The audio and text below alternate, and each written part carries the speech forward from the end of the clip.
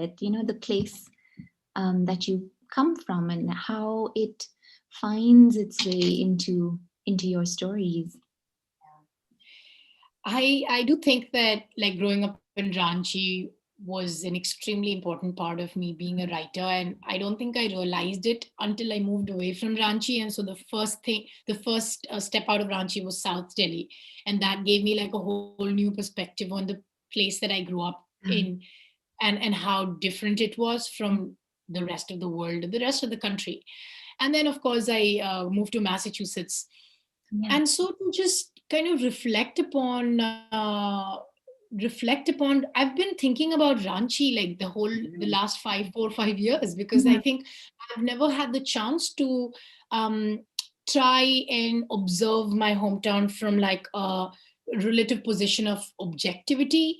And so as soon as I left, I started thinking about it. And so some people are confused because they're like, haven't you been living in the US for like 5 years? Like, why do you still write about Jharkhand? And I'm just like, I only just started Yeah. writing about Jharkhand, because that's the level of distance and um, uh, processing time that I need.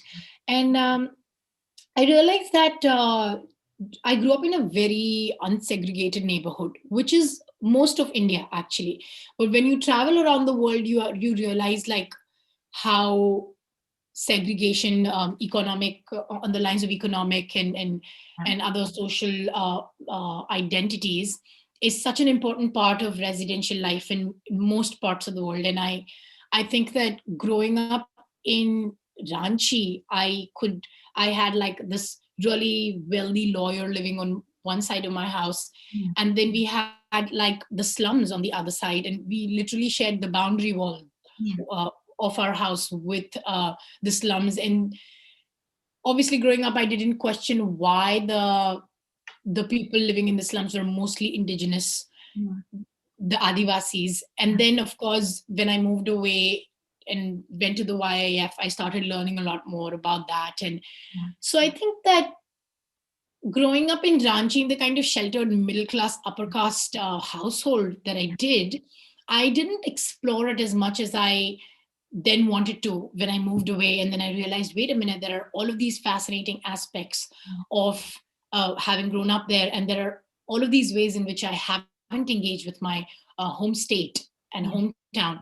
And let me go back and do some of that. And so I have in 2017, 2018, I traveled for a few months through rural Jharkhand. And then that was really shocking for me, because it was as much, actually it was a little bit more of a culture shock than coming to Massachusetts. Wow. I I have to admit. And that really sort of tells you like, oh, you do come from a lot of privilege, you've been sheltered from all of this, you've been all of these starvation deaths that are happening in your backyard, all of these people who are struggling to get drinking water and sanitation. And so that's been my engagement with Jharkhand and in Ranchi in particular. Yeah, no, that's really interesting. And I always think that, the relationship that we have with the place that we leave behind is often the one that actually perhaps drives the writing in some ways, and also drives the return, because it always becomes about that almost cyclical, that loop of going away and returning and having to leave and then returning physically and in terms of writing as well.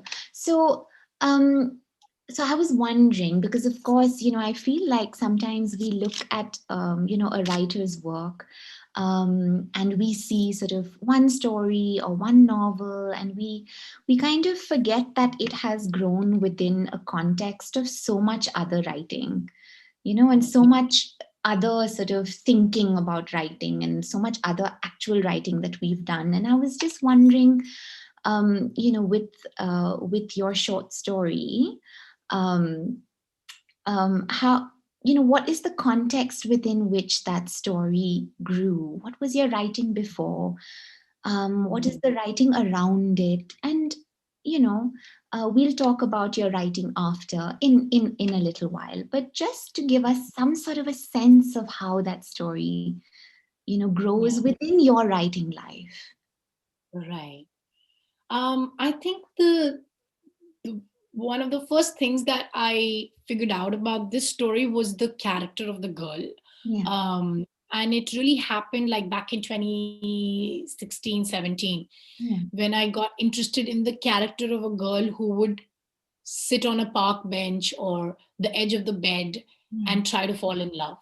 Like I thought that, like, thinking that love or falling in love could be accomplished in that manner Yeah. is such a fanciful kind of way of thinking about it. But at the same time, if when you're single or when you're looking to date or whatever, I do think that we make these really conscious decisions about, I really want to go out into the world and I want to look for love because I deserve it, stuff Yeah. like that. And so I think that this girl really came into being around then. And I wrote about friendship between two women, actually, Yeah. with one of the characters as the girl with the black bindi.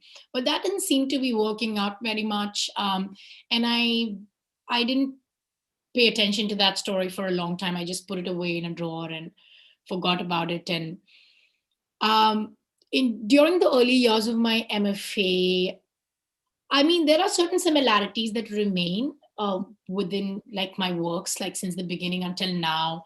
But then things have changed a lot as well. I think at the level of language, I've learned how to be a lot more concise and really like precise and really uh, also like allow myself to be both lyrical and informative, for the lack of a better word, like because you need to, as Zadie Smith says, that you need to move a character from one part of the room to another, and not everything has to be about a floral language or being poetic. And it's okay to do, like, for the most part, writers are essentially like making characters move around, making them do things, and they are not necessarily um, beautiful sentences, but those sentences make most of the writing.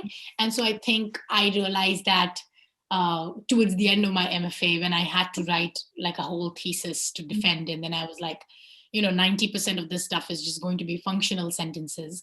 um, but I do think that my obsession with images and imagery, and my preoccupation with rhythm Yeah. in language remains till date. And I try to engage with it as much as I can Yeah. while not compromising on the more functional aspects of fiction. Yeah. No, that's one thing. Well, actually, that's actually the first thing I noticed about the story when I read it, was how pruned it is. How sort of it's bare, it's pared down, but it is exactly how much it needs to be, if that makes sense. You have, I think, with a lot of good writing, you have a feeling that not a single comma or a word um, should be taken out or could be taken out. And that really, that's really the feeling that your story left me with. um, Written sort of in present tense, so very immediate, very sort of matter of fact, very, very pruned, language that's clear and informative, as you said, but also very, very powerful. Before I sort of keep asking you lots of questions, shall we just hear a little bit from the story? We'd love to have you read out an excerpt. Will you, Kritika? Okay, sure, yeah. Good. So I think I want to read the part where they sit around a fire and it's early morning. It's somewhere in the middle of the story. Is that okay, or would you rather I read from the beginning? You please read exactly what you want to read. I've read the Okay. whole story, so Okay. you know. Okay. It, The girl wakes up with cold toes. She gathers twigs, leaves, bits of paper, cloth, and empty Lipton cartons before setting them on fire. Her father fans the flames. The girl, the boy, Four of the laborers and the girl's father sit around the fire with their chai, yawning. Sun rays are trapped in fog. The morning feels like evening. The unbroken broken cups hidden among the banyan's roots must be covered in frost, the girl thinks, wondering if she should show them to the boy. But what if he has a girlfriend at school? What if he has held her hand? When a laborer coughs, the boy says that his mother coughs all the time. Something is wrong with her lungs. I'll become a doctor and treat her, he adds. Treat us also, jokes the laborer. The boy smiles. I will. The chai has finally awakened the men. They won't stop talking now. People should be able to become whoever they want to be. But the problem is that there are too many people and too few things one can become, and fewer things one can sell to buy rice. Their laughter is followed by silence. I want to become Beyonce, the girl says. Who?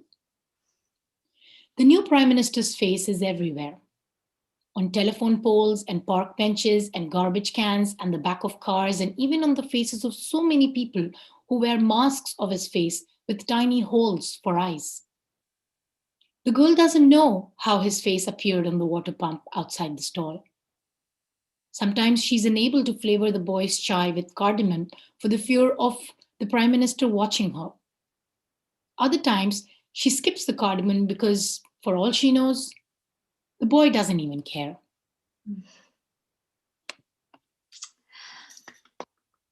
May I just very quickly clap?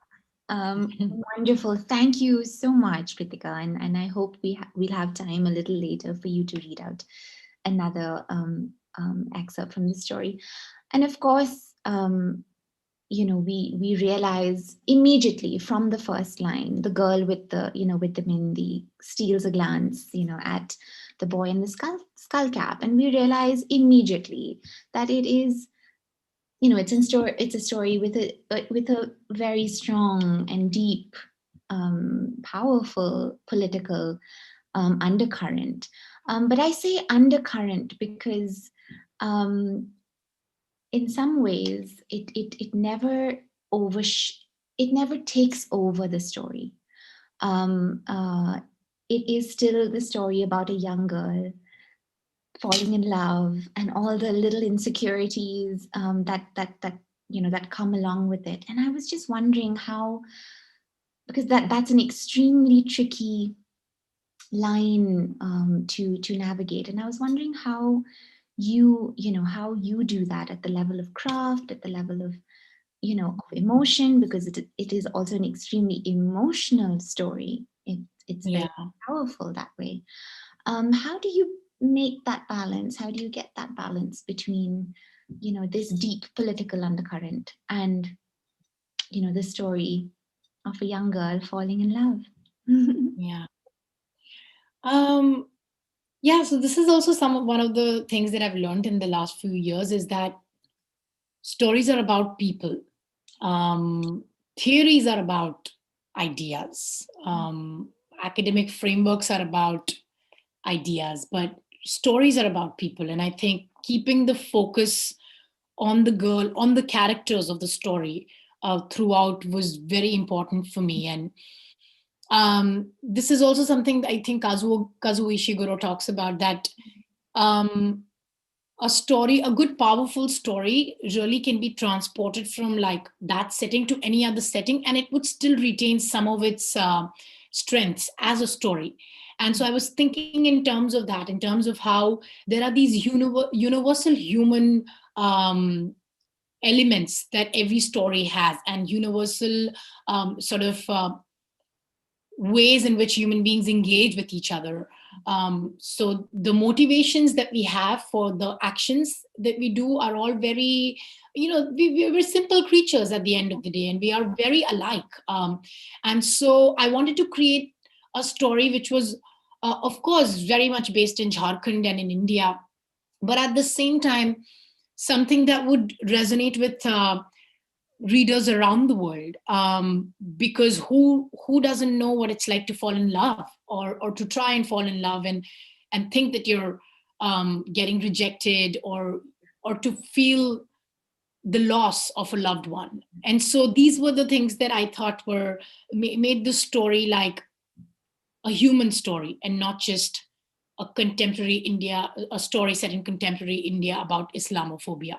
Yeah. And so the reason I didn't want the Islamophobia to take over was precisely because, I mean, that, but also the girl in the black bindi is not the kind of person who thinks about these overarching socio-political patterns Yeah. governing her life. She her world is extremely limited because of the fact that she grow sort of, she moves from the grocery store to the chai and tea and chai stall, etc., physically speaking. But Yeah. obviously she has a very rich imagination. And so I didn't want to impose, like, when her world becomes bigger, I want it to be bigger like in an organic way that it would for a girl um, like her, instead of the way that I know, because I engage with independent media as an English speaker, or somebody who's living outside of India, and is hearing stories of India that are making it to, like, news headlines around the world. So I think I wanted this girl to not. She does say that, like, girls like her are not supposed to fall in boys like him. Girls with black bindis are not supposed to feel this way about boys in white skull caps. But that's how she understands the prejudice that exists against Muslims in India. She doesn't use the words that I use to describe it. And that, I think, makes the story all the more beautiful, because it's not just people who are um, journalists and academics and people who want to be intellectuals or move around in intellectual circles who are engaging with love and loss in the time of hate. Yeah. Everybody is doing that in their own way, and Yeah. everybody bears the repercussions of it. And yeah, I think there is an element of in activism as well. I think there is an element of elitism, where we think that we understand this as something that's contextualized historically. This is what's happening. Let's make a comparison to Hitler's Germany. But most people in the world don't do that. That's not how they make sense of the world. And it's still, I value their perspectives too. And I come from a family of people like that, especially because, and so that's also one reason why I'm constantly engaging with those perspectives. um yeah, I don't know if that answers Yeah. your question. No, absolutely, absolutely. I think it's very much sort of knowing, like you said, you know, um, the kinds of perspectives that you would have in a close space, like your family, your relations, and being able to hold that on the same page as the perspectives that you, or your friends, or your the people that you go to sort of protests with. I think it's Yeah, it's really important to hold them on the same page, in the same space, um, mm, because these are realities that coexist, and yeah, they jostle up against each other all the time, even yeah, if we often insulate ourselves into these little yeah, bubbles of these little echo chambers of, we all think this way, and no other way is as good or as important. So it's, yeah. yeah, no, I love. I would just like to add a little bit that, Yeah, please. I I spent 2 days at Shaheen Bagh, and I spent 2 days at the Shaheen Bagh like protest that was happening in Ranchi.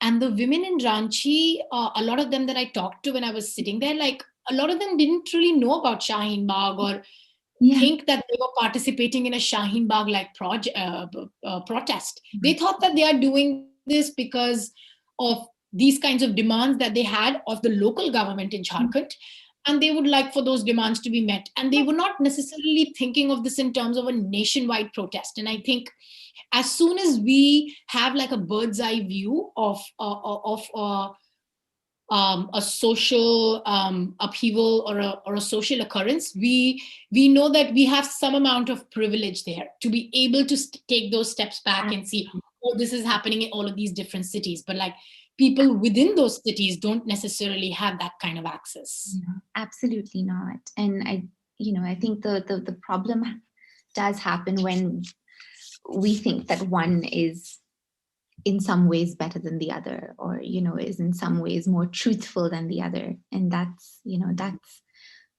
a problem. But let's get back to writing, shall we?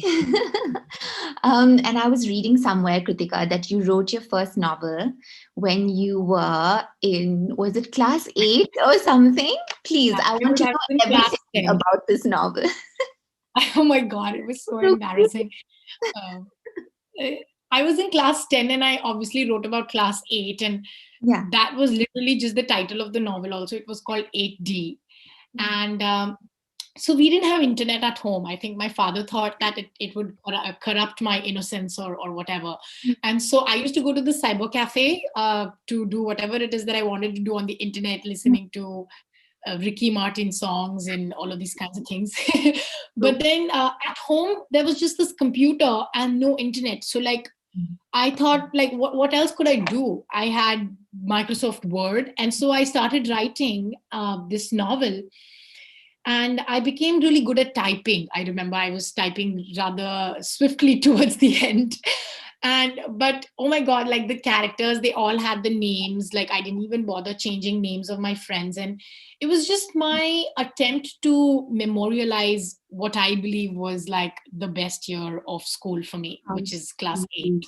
Yeah. And I wrote that novel. And then for me, I think more important than writing the novel today, when I think about it, I think was getting it printed out and spiral bound and like actually holding the physical thing in my hand.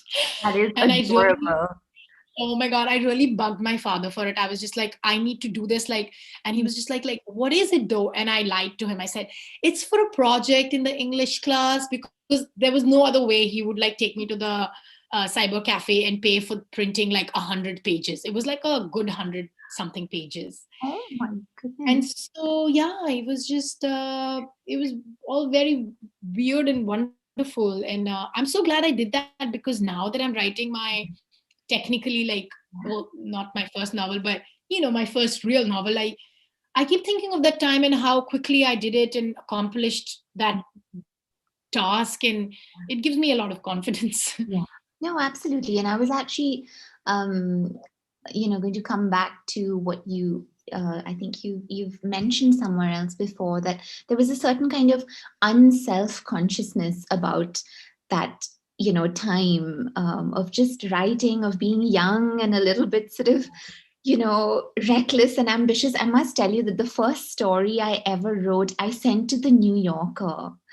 And of course, I expected that they would just welcome me with open arms and just say, "You're brilliant." I was very young, and I got rejected. But I think I do understand that kind of the world is yours kind of feeling, and Yeah, that, that's so beautiful that you sent it to the New Yorker. It's like, yeah, I mean, with no you have hesitation. so much.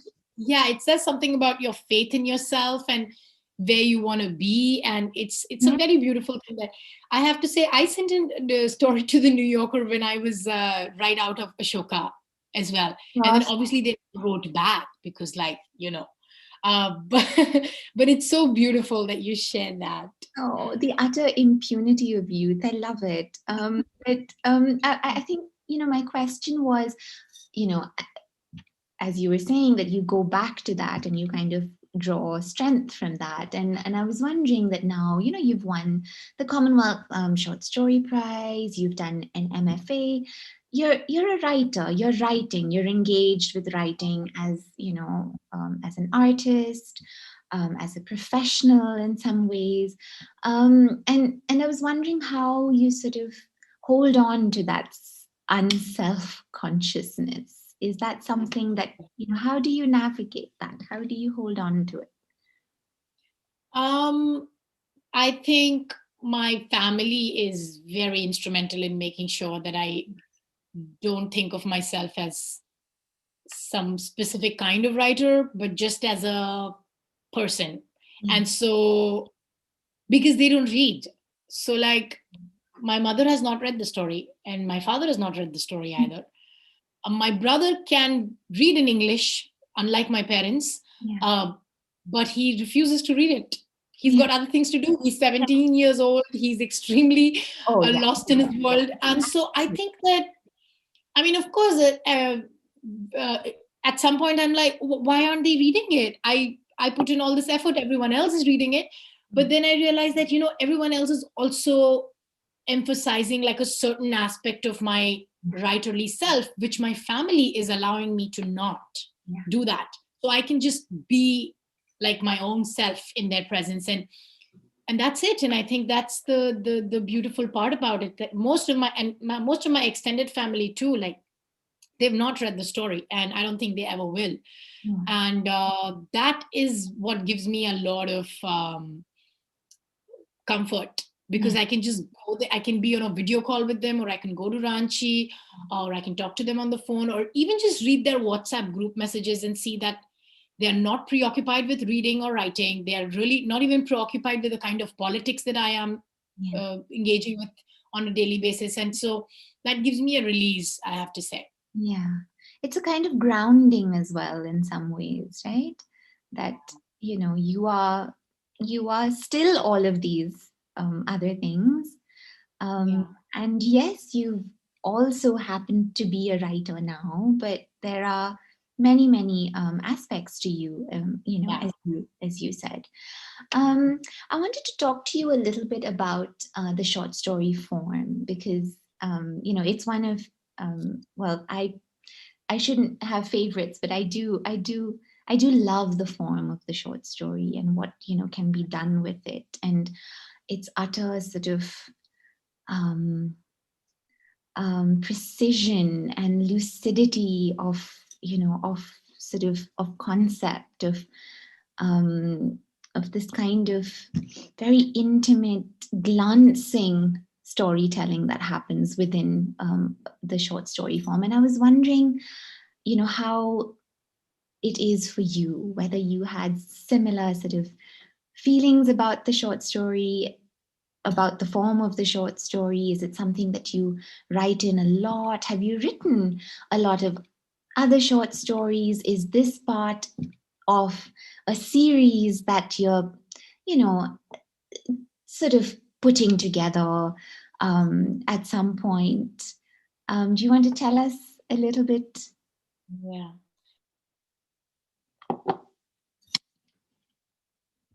2016, I started Yeah. writing a lot of short stories because I thought my thesis would be a collection of stories. And then somewhere in 2017, my advisor told me that he thinks I should work on a novel, which I think happened because, like, many of my stories had similar themes. And I don't think I could even finish like any of the stories. I think I had trouble finishing many of the stories. And um, I think extremely challenging. The fact that I wrote this one is just, it's a miracle, honestly. Like, the making that use of that very limited space to completely flesh out a character, and at least one event happens in there. Yeah. It's very difficult, and not it's not as if just because a short story is 3,500 words it's easier than writing a novel. I think it's, I believe, my one of the other advisors called Sina Murray, she said short stories are as different from novels as they are from poetry. Like, they're all three different genres. And so I think when I started approaching stories from that lens, I began to feel like I could do more, and I could finish them. And also, like, just this idea that you have to finish something is like an intimidating one when you're only beginning, Yeah. when you're only starting to write. And so what really helped me was reading a bunch of, I mean, craft lectures, especially one by Donald Bartham called Not Knowing, Yeah. where he talks about how you need to create works of art that both invite and resist interpretation.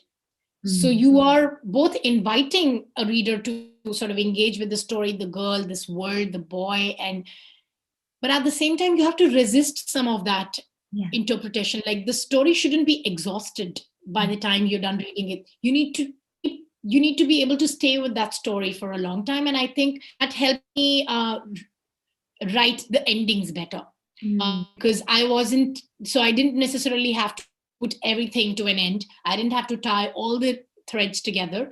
It was okay to leave certain things unsaid and certain tensions unresolved. And I just had to make very judicious decisions about which ones to resolve and which ones to leave Yeah. unresolved. Yeah. Superb. Yeah, no, absolutely. And I was also interested in how, because I also get this question a lot in Ashoka. How has the MFA been for you? And how has your experience been at Massachusetts? Being sort of so deeply engaged with writing, creative writing for, I think, three years, is it? Yeah, 4 years Four now. years now. Yeah, yeah. So how has it been for you? So I think my MFA was really I wanted to do an MFA because I wanted to get away from wherever it is that I was before. Yeah. The kinds of conversations that I was having and the people that I was meeting, and I just wanted a break from my life. And I was, without getting into too much detail, I was just like on the verge of getting into some kind of arranged marriage Yeah. As situation. it happens with, yes, with a lot. Yeah. And Of, so I needed to go away, and so this is the other thing that happens, I think, when you educate your girls in a society which doesn't think girls and women should be educated, yeah. then you have to be prepared to deal with the repercussions. But my parents were not necessarily always prepared, and so neither was I to prepare to deal with Of course. how they would kind of impose some of their belief systems on me at some point, and I would have to resist that. Yeah. Anyway, so I needed a break from all of that, and that's why I applied for an MFA, which really sounds like such a weird reason to go for a master's in creative writing. But it really worked out, because when I came here for the year for me to finish my thesis, Yeah. I was safe out of the marriageable bracket. So people stopped kind of bugging me as much. And in the process of that, I got to do something that I really love. And so it gave me the time and the financial freedom to pursue writing for 3 years, 4 years. And but at the same time, it didn't, I don't think I had the kind of expectations that most people have of MFAs when they're applying, in terms of like, I wanted to learn how to write. I don't think I was even thinking like that, because at an instinctive level, I had this feeling that, oh, but you can't teach somebody how to write. Yeah. And then I think some of that is still true. I think to a large extent, but there are certain things that you can learn, and I did learn in my MFA. Um, but sitting in workshops was just very difficult for me. I couldn't stand being in workshops and having people who have not put in the effort to educate themselves about different parts of the world read my stories and my presentations, and then have these really superficial comments about them, and Yeah. uh, just also being really terrified of being offensive, because New England is all about political correctness. And so it was just a very, like, most MFAs are also very predominantly white. Yes. And so it was a very alienating experience for me to be in workshops. But, thankfully by that point, I had a certain strength of character and a certain belief in my work. And so that didn't hurt my writing. But that is something to think about if you are applying for an MFA in the United States. Um, learned how to just sit through workshops without expecting much from anybody, and then have my own kind of readers to share my work with outside of workshops. But and I also learned about, by the time I was leaving Ocean, I don't know if you know, but Ocean Wong teaches at UMass now. So I was start teaching, and amazing teacher and an amazing poet and writer and person. And he told us about short kind of history of the MFA, which essentially is rooted in the Cold War era. And so the first and the most important and popular MFA program in this country, the Iowa Writers Workshop, was set up by the CIA to cultivate a sense of individuality. I know, right? And so like the whole idea was to like emphasize on the individual and the interiority of the individual versus the collective sentiments which the Soviet Union was trying to further.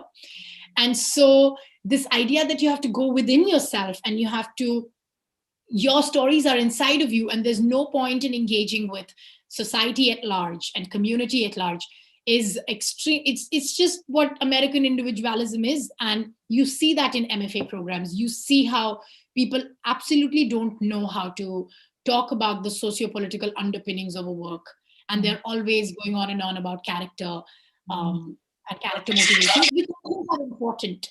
But it was just a very shocking thing for me to be in. Like, people are always extremely individualistic, and even in their writing, which I don't know how you produce good writing when you do that.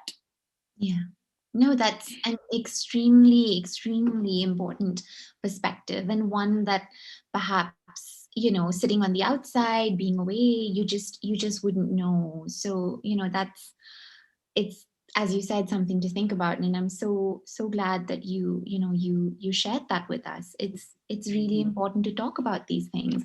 I also find that the workshop is quite a hyper sort of masculine kind of space, where the writer is meant to be silent and sort of everyone is kind of giving their feedback and their opinion, and that kind of channel of energy and exchange is so sort of one-sided.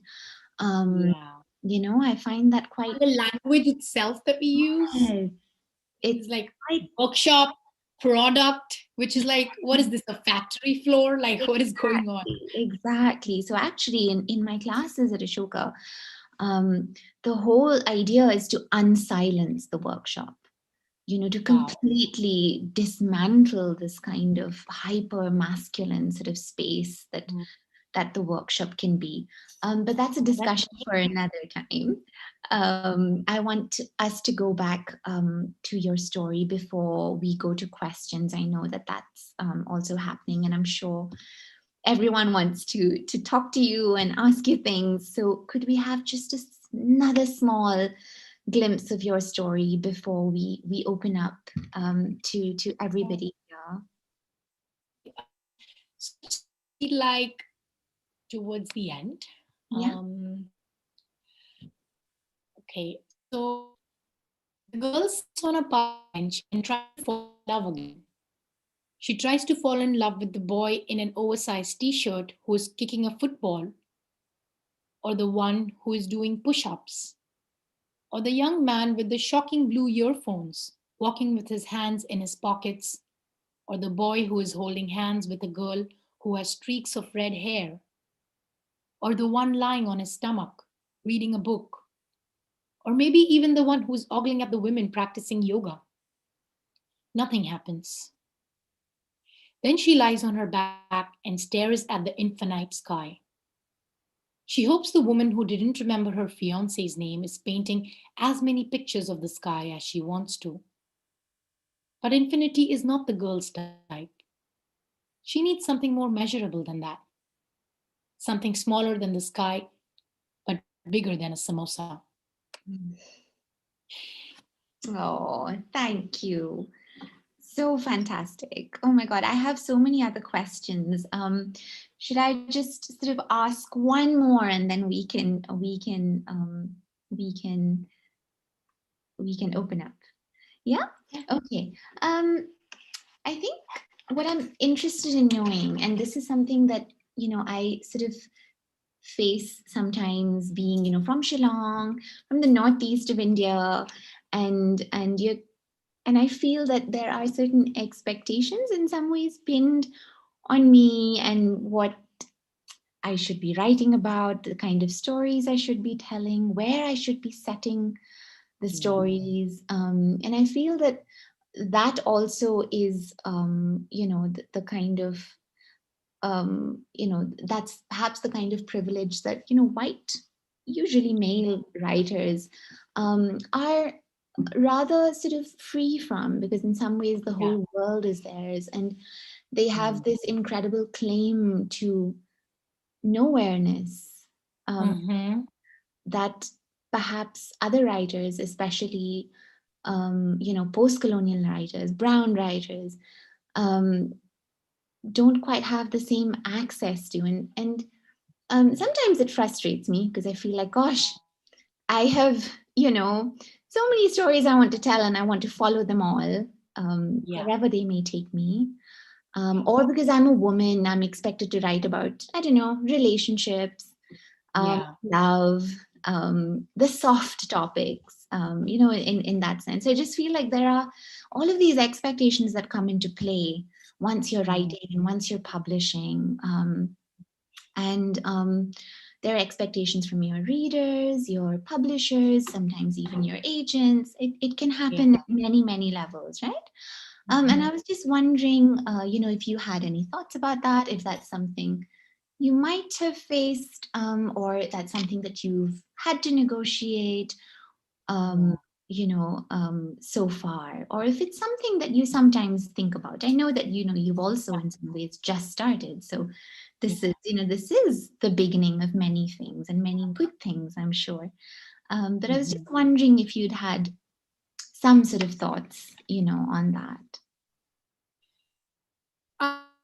That is extremely unfair, and it's a big problem. And I've seen this in people like my own colleagues here in the MFA, that they face this. A lot of Indian people, Indian women and one Pakistani woman, they both said this to me, that you write about these subjects, like, we don't do it. And even if, like, people in workshops like don't understand what I'm writing, because the historical socio meanings that they don't understand, they still expect me to write about that stuff, you know what I mean, even without knowing what that is. And with these women, when one of them was writing about a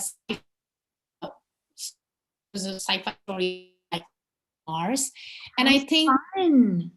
yeah, but people were just like, where is Pakistan in this? Like, Oh, what does this have to do with Pakistan? And it's just extremely unfair and annoying that you have to put yourself that, yeah.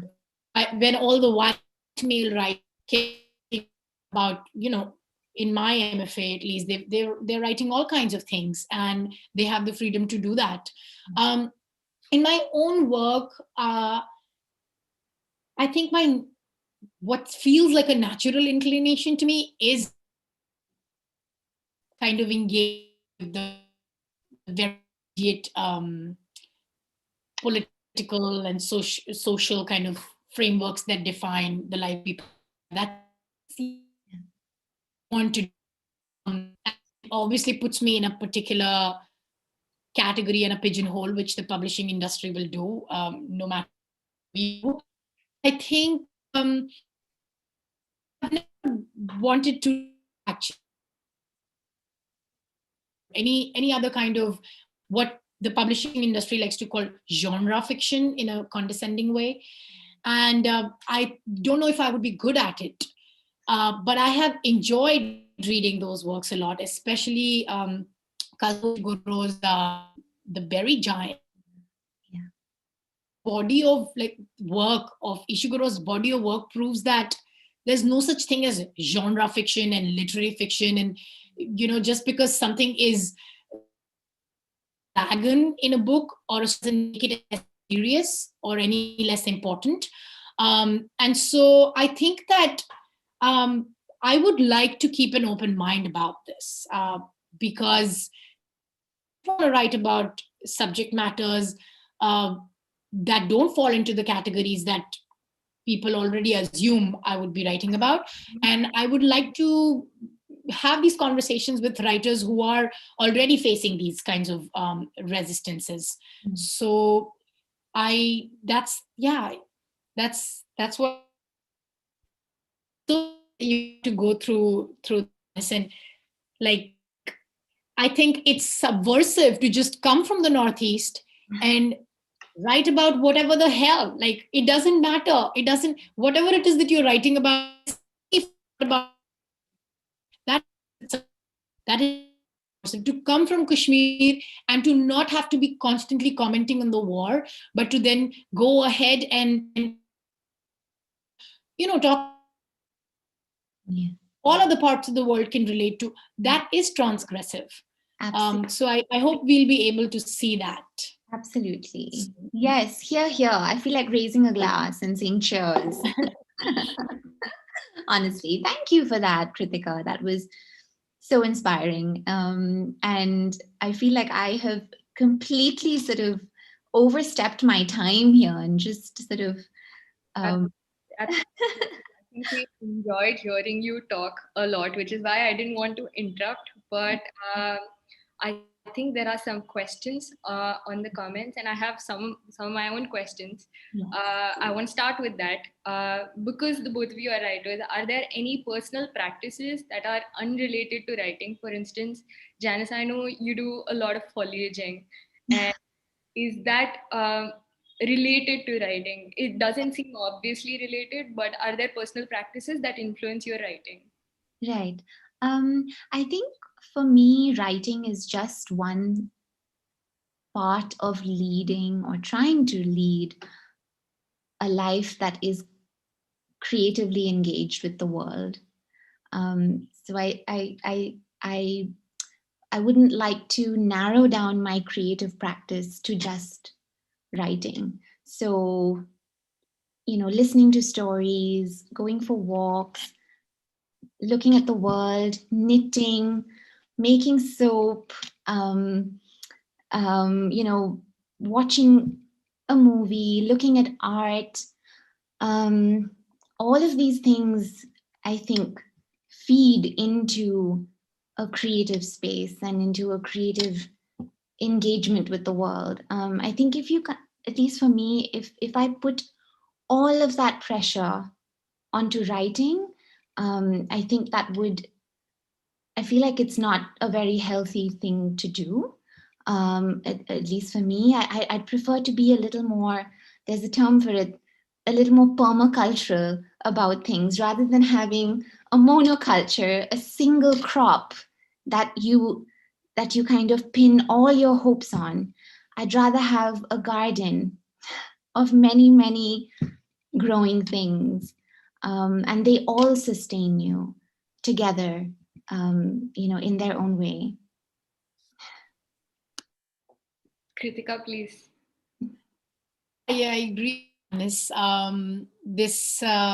This idea that you're creating only when you're writing is false. I think a lot of the processing of whatever it is that you were trying to put together on paper or on your writing, like you about those things. And for me, one of the things I love doing is going on walks, and I really like being silent.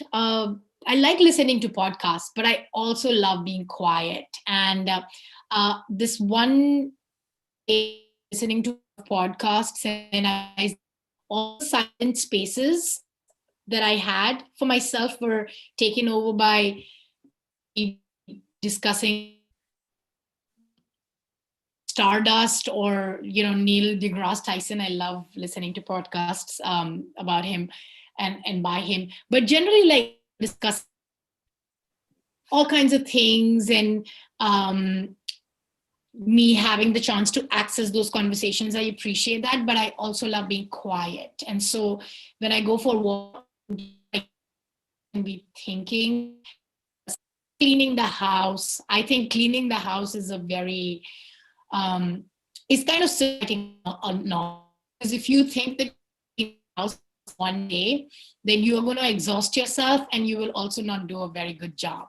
So you should be at peace with cleaning the bathroom on Monday and then cleaning the kitchen on Tuesday and getting bedrooms and just be the chaos that the process of cleaning your house is. Yeah.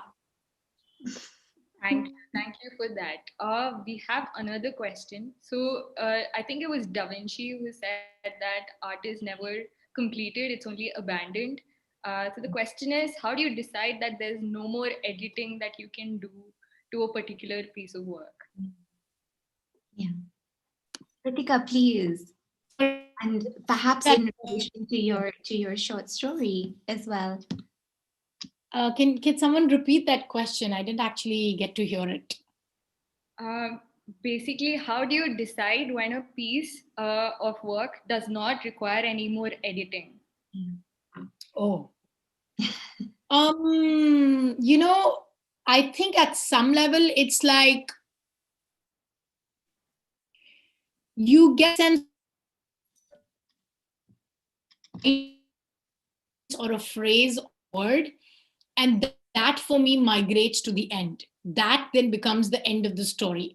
So I don't think I'm ever actively trying to write the end of the story. It just happens in the course of,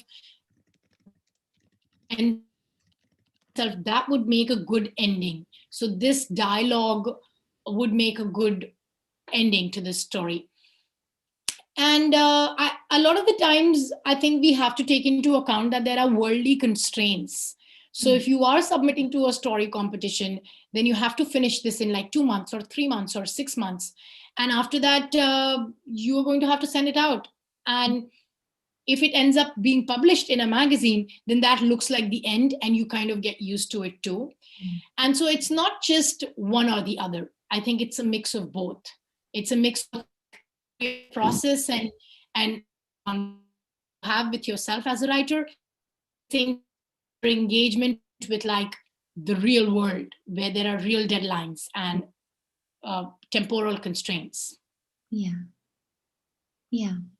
Absolutely. Sorry, I'm here, but I've turned off my video because the audio was sort of breaking up a bit. But I'm here, and I completely agree with Kritika that it's sort of a bit of both, and you kind of have to negotiate the two. And I think that I'll just add that I think the point at which you're ready to forgive yourself is also the point at which you give up your manuscript, because it's at that point when you say, I've done the best that I could do given all the constraints that I have, and all the information and the knowledge that I have with me right now. This is the best book that I could write, or this is the best story that I could write for the moment. And you forgive yourself for that rather than berating yourself by saying, I could have done better, I'm not good enough, or I wish I was more talented, I wish I was more skilled as a writer. Yeah, and that's that's the point when you just accept it and you say, this was the best I could do and here it is, I'm giving it to the world, and it's got its flaws, it's not perfect, but it's mine, and it was the best that I could do. Yeah, it does come from a place of self-love or the prostrating self-love. Yeah, you said you're writing out in with yourself.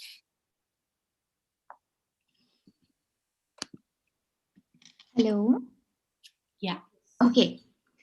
Sorry, little sort of it's breaking up a little, but I can now see Mira. Yes, Mira. The next question, I think it's about how do you, I think Kritika, you will be able to answer this better because you've decided to do an MFA in creative writing and that's what you've been doing. So what does it take to commit to writing full time? And also what does it mean to get global exposure as a writer from the subcontinent? For me, committing to writing full time felt like committing to like playing full time, because that's what I used to do when I was in school. And after I was finished with my homework, I would write. So for me, committing to writing full time didn't feel like committing to like something that was work necessarily, which is not to say that as an adult, professional adult in a capitalist world, you don't have to cultivate certain work ethics. And even with things that you love doing, I think a certain amount of discipline and a certain work ethic is crucial. Um, but if you're not, but it also does come from like you need to have that privilege to not have to pay for some your bills, or to not have to help your family financially, means that you from like having the kind of job that I had as an engineer, and then say I'm just going to go and do my thing. If somebody was financially dependent on me, then I wouldn't be able to do that. And also knowing at the back of your head that there are people who can support you if things get really bad, those are important factors that you take into consideration. And so I think for some people it makes more sense to pursue writing as something that they do on the weekends, and or something that they do when they have the time to, and that's not necessarily what they're doing all the time. So I think the ability to pursue writing full time or part time is a function of many factors. Um, what does it mean to get global exposure as a writer from the subcontinent?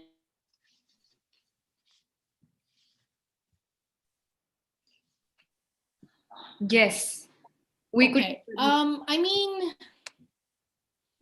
there are many writers from the subcontinent who have received global exposure, and a lot of them I'm a big fan of. Early on in your career, I think it can be confusing and intimidating as much as it's inspiring and encouraging. Um, and so I think for me, I have to be thinking about I'm only just starting out, and I've not really finished my novel, and this is something that I want to do forever, as long as I can do. And so I have to learn how to distance myself from my perception, people's perception of me in the world, and the way I think of myself and the way I exist in my own personal space. I have to make that distinction, I think, and I'm learning how to, because there's no other way that you can. I don't think that you can sort of continue doing distance from the constant feedback and the constant critique or the constant praise that you receive as somebody who gets this kind of acclaim. I look up to Rohinton Mistry a lot, who is a Canadian Indian writer. I'm pressed to get a single word out of him because he's just refuses to talk. And I think that I take a lot of comfort in his image, in that I sometimes feel that I do feel reclusive too, and I feel like I just want to recede into my cocoon. And I think that's fine too, to allow yourself to just take a break from everything. I hope that answers your question. Yes, in fact, it also answers the next question that was coming up. So I'm going to move to the questions towards the end, which is Janice, maybe you could go first. How do you plan a story? Which do you plan? Do you plan the beginning, middle, or end, and how do you go about it? Okay. But also, can I just add very quickly to the question that Kritika just answered about, the whole idea of, what a privilege it is to just do writing full time.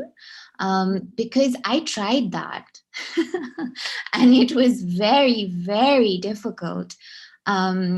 as Kritika so rightly mentioned, you have to be extremely privileged to not have to pay rent or to pay bills or to, not have to send, I don't know, money to your parents or your extended family or things like that, right? And I think there's this very sort of romanticized notion of the struggling artist, and it comes, to us sort of from this long tradition of, oh, the broke writer sort of writing. But there's really nothing romantic about that at all. It is very hard. It is very frustrating. And I think what I realized was that it really changed, or there was the threat of my relationship with writing changing, because it becomes a source only of livelihood. And everything that you're looking at to write, you're looking at with a view of how much money is this going to make me. Yeah. And it's sad that we live in a world in which this kind of structure, is what is around us, and that we we can't just be writers. It's really, really Yeah. terrifyingly sad. But that's just something to be a little sort of wary of how much pressure you put on your art, um, in terms of earning a livelihood from it. Just sort of Yeah. watch out for that. And the question that Mira just asked just now, it really honestly depends. There's no one right answer to this question, and this is what makes writing so frustrating and so challenging and so filled with surprises and joy. There is no right answer to, how do you sort of do this correctly, or how do you do this um, with every story, because it will always keep changing depending on what you're writing, whether it's a short story, whether it's a novel, and depending on what the story you're writing is to begin with. I do know that, there are many writers who do have a very particular process. Um, and of course, writers sort of plan things and then write them out and then have a very good idea of what's going to happen next, and how it's all going to end. And there are writers like that for sure.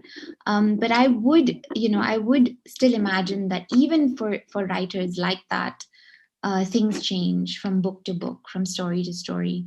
I think it was it Margaret Atwood who said that writing for her was a bit like driving in the dark, and that you just see a little bit ahead of you at a time, and you kind of just trust the road that you're on, and you just keep going. And I Yeah. think, at least for me, and I wonder what it's like for Kritika. But at least for me, it's very much that I kind of have a sort of broad sense of where it kind of could go, but the road is Yeah. long and the road is filled with unexpected things, and you just kind of see a little bit as you go along, and you keep going. Yeah. It's definitely very much the same for me. Yeah. Okay. I want to move to the last question, which is that now that the context of public and private space has been redefined by Zoom, we are having a public event within our private spaces. What does that do to your writing? And I'm asking this because a lot of what both of you write about is very observational. It's about life. It's about what you see outside and reflect within. So how does that play out? Yeah. Kritika, would you like to respond Yeah, first? sure. I'm actually very pleasantly surprised by how I'm taking this new format of like being able to sit in my house and talk to people so far away and participate in all these events and activities that I couldn't otherwise, if it wasn't for all of us I'm somebody who doesn't really like leaving the house very much. I like to stay at home a lot, and so when the pandemic first started and everybody had to be locked down, like for me, my main concern was that other people are not going out. it's not that I am not going out because I'm used to being at home, but for me, the fact that everyone else was staying at home was just weird, because the way I felt kind of comforted and reassured was by going out and participating in whatever they do in the world, while I'm at home. So for me, that's like the main challenge, that everyone else is at home too. So I cannot sit on my balcony or window or just take a walk, and see other people doing things, which is something that I really like to do. But I really like, on the other hand, I really like that we can have these conversations and events on Zoom, and we are making use of the technology that is available to us in order to do so. Yeah. Yeah. Okay, just to add very quickly to that, I think it's strange because, when we think about something like the lockdown, we think of constriction, and we think of in some ways a diminishment of things, that, we can't do this and we can't do that and we can't step out of the house and we can't travel. And, it's all a series of, oh, you can't do all of these things. But strangely, over the lockdown, it's been for me like such an expansion, not just in terms of, look at us, we are able to kind of connect from all corners of the world across so many timelines and kind of come together in this virtual space. That's one aspect of it, of course.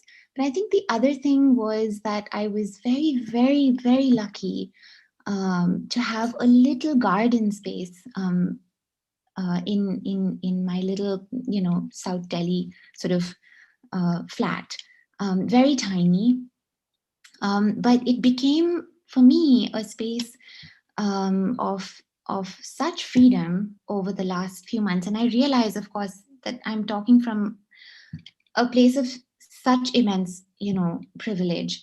But I have to admit that it made me realize that even in stillness, there is great transformation. Because I was tending to plants, I was watching them, I was looking at how their needs changed according to seasons and sunshine and shadow. And I realized that, all of these green growing things around me um, were transforming even in their stillness. And I thought that that was such an important lesson for me to learn, that we don't have to travel all the time to get things done. We don't have to be elsewhere to have our minds and imaginations expanded. We can be in one place and we can change and we can transform and we can feel connected to the world. That's so beautiful. Thank you for sharing that, Janice.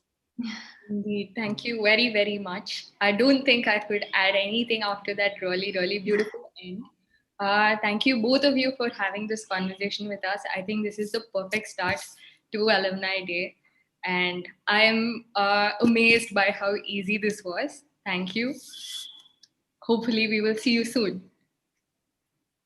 Also, Thank you. to the participants, there are other sessions lined up throughout tomorrow. Please do visit ashokaalumniday.in and register. There are some really cool events. Office hours, for instance, is a take on the Ashoka office hours, but with our favorite faculty. And do check it out. Thank you, everybody, for being here. Super. Lots of love, Thank you, Kritika. Janice. It was an absolute pleasure, and so, so much love to you, and, all the very best. And we will meet. Yes, Our hopefully paths soon. Take cross. care. Take care, all of you. Stay safe and stay healthy, and have a very, very good beginning of the year. Yeah. Okay. Bye. Bye.